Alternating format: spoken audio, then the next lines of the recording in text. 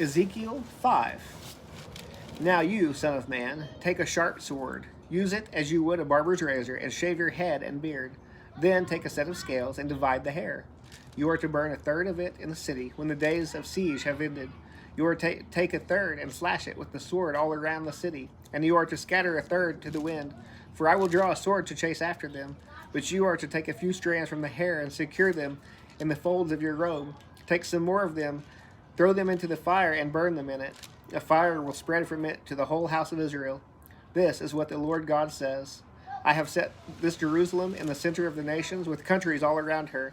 She has rebelled against my ordinances with more wickedness than the nations, and against my statutes more than the countries that surround her. For her people have rejected my ordinances and have not walked in my statutes.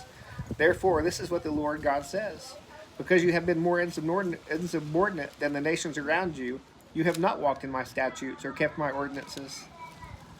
You have not even kept the ordinances of the nations around you. Therefore, this is what the Lord God says. See, I myself am against you, Jerusalem, and I will execute judgments within you in the sight of the nations. Because of all your detestable practices, I will do to you what I have never done before, and I will never do again. As a result, fathers will eat their sons within Jerusalem, and sons will eat their fathers. I will execute judgments against you and scatter all your survivors to every direction in the wind. Therefore, as I live, this is the declaration of the Lord God.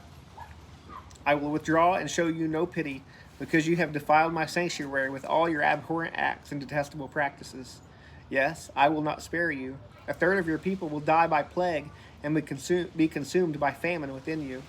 A third will fall by the sword all around you, and I will scatter a third to every direction of the wind, and I will draw a sword to chase after them. When my anger is spent and I have vented my wrath on them, I will be appeased. Then after I have spent my wrath on them, they will know that I, the Lord, have spoken in my jealousy. I will make you a ruin and a disgrace among the nations around you, in the sight of everyone who passes by. So you will be a disgrace and a taunt, a warning and a horror to the nations around you, when I execute judgments against you in anger, wrath, and furious rebukes. I, the Lord, have spoken.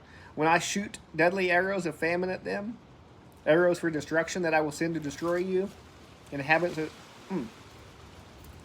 of Jerusalem, I will intensify the famine against you and cut off your supply of bread. I will send famine and dangerous animals against you. They will leave you childless. Plague and bloodshed will sweep through you, and I will bring a sword against you. I, the Lord, have spoken.